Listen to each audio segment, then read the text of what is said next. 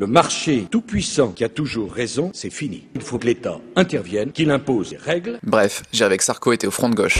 Au début du rêve, il faisait du Mélenchon à l'ONU, La finance est mondialisée. à Bruxelles, Il ne touchera pas son bonus. au G20. Contre les paradis fiscaux, la liste des pays qui ne feront pas ce qu'il faut. Après, il plaidait, Pour la mise en place d'une taxe sur les transactions financières. alors que dans la vraie vie, il avait dit. Taxe Tobin est une absurdité. Dans le rêve, il s'était. Converti à cette taxe qui vient de la gauche. Du coup, il devait affronter Apathy et Parisot du MEDEF. Si nous étions les seuls à le faire, Si c'est taxé à Paris, ça se fera à Londres. nous serions tous perdants. C'est quand même une grosse bêtise. Mais il connaissait ses critiques par cœur. Parce que nous taxerons et aucun autre pays ne le fera. Du coup, il arrivait même à convaincre. Dizaines de pays qui regardent la taxe avec sympathie. On était seuls au début de l'année. Au début, ça faisait sourire les Il est en journalistes. train de se mélenchoniser. Il pensait qu'il avait juste trop bu. Alors, des questions. Et après, il faisait sauter. Bouclier fiscal qui est devenu un symbole d'injustice. Et il se battait courageusement pour maintenir l'ISF. Je suis le président qui a maintenu un impôt sur les grandes fortunes. M'accuse d'être le président des riches. C'est une imposture. Du coup, il était accusé de. Populisme. Des vagues populistes comme ça. Populiste. est accusé d'être populiste.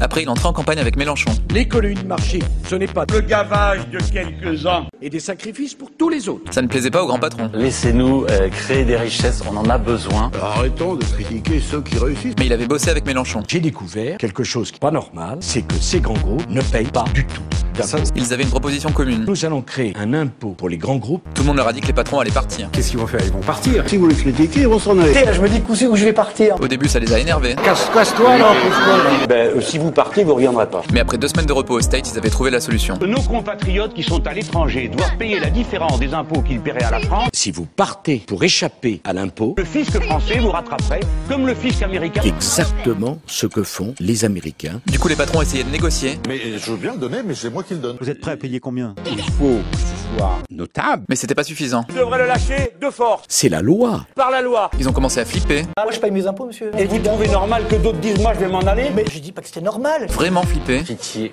laissez-nous vivre. Je veux vous foutre la trouille. Si vous voulez rester français, vous payerez le différent. Au rassemblement qu'il a organisé, il y avait des gens qui avaient des pics. Puis ils ont tout lâché. En ce qui me concerne, je suis prêt à payer 100% d'impôts. Indispensable que de telles bonnes pratiques soient appliquées dans tous les pays.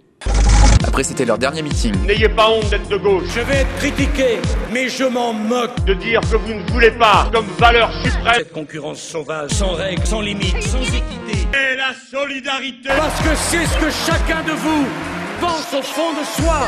Ils voulaient tout faire péter. Il est temps. Une nouvelle révolution. Une révolution citoyenne. De moi pour tout renverser.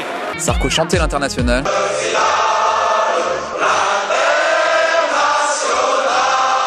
Il demandait à Mireille Mathieu de chanter en russe. Et Morano s'éclatait avec les militants du front de gauche. Je coupe le chon et je remélanchon. Bref, j'ai rêvé avec Sarko était au front de gauche.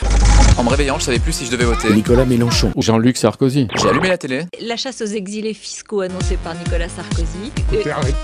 C'est alors le jour des fous, on a le droit de dire n'importe quoi. Oh, C'est les types auxquels il a consenti des avantages pendant 5 ans. Et j'ai compris que j'avais rêvé. Comment est-ce que les journalistes peuvent prendre ça au sérieux? Il avait déjà fait des choses comme ça dans la campagne de 2007. Je suis fier d'être un enfant de la patrie de Jaurès Blum. À l'époque, il y en a d'autres qui avaient fait le même rêve. Nicolas Sarkozy conquiert 20% du vote ouvrier dès le premier tour. Je ne vous trahirai pas. Le réveil a été brutal. Une stèle funéraire pour enterrer les promesses de Nicolas Sarkozy. C'est quoi, c'est la colère, la déception? La trahison? Peut-être que cette fois, ils feront pas le même choix. Je dis aux Français, c'est un échec, j'ai échoué. Ça facilite ma tâche. Franchement, ça me sert moi. Qui voulez-vous d'autre que ça serve?